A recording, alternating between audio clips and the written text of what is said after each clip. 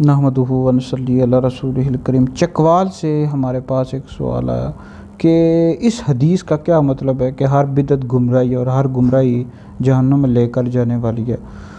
تو یہ حدیث نسائی شریف میں موجود ہے۔ نبی پاک علیہ السلام نے فرمایا کہ ہر بدعت گمراہی ہے اور ہر گمراہی جہنم میں لے کر جانے والی ہے۔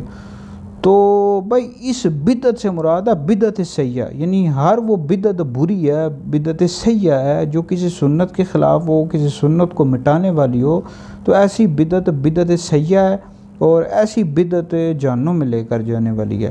اور اس حوالے سے جو بخاری شریف میں حدیث موجود ہے، نبی پاک علیہ السلام نے فرمایا کہ جو ہمارے دین میں کوئی ایسی نئی بات نکالے جو اس کی اصل میں نہ ہو تو وہ مردود ہے۔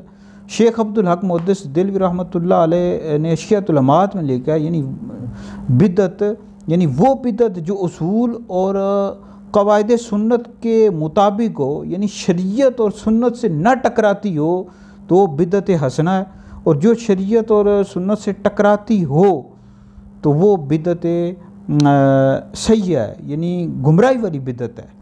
تو لہٰذا یہ ہے کہ اس سے مطلب یہ ہے یعنی ہر وہ بدعت گمراہی اور گمراہی جہنم میں لے کر جانے والی ہے۔ تو اس سے مراد بدعت سیئہ ہے، یعنی جو سنت کے اور شریعت کے خلاف ہو، سنت سے ٹکراتی ہو، شریعت کے خلاف ہو، سنت کے خلاف ہو، تو ایسی جو بدعت ہے بدعت سیئہ ہے، اور ایسی بدعت دوزخ میں لے کر جانے والی ہے۔ لہٰذا ویڈیو سن کر آگے بھی شیئر کریں، یہ آپ کے لیے بہت بڑا صدقہ جاریہ ہے۔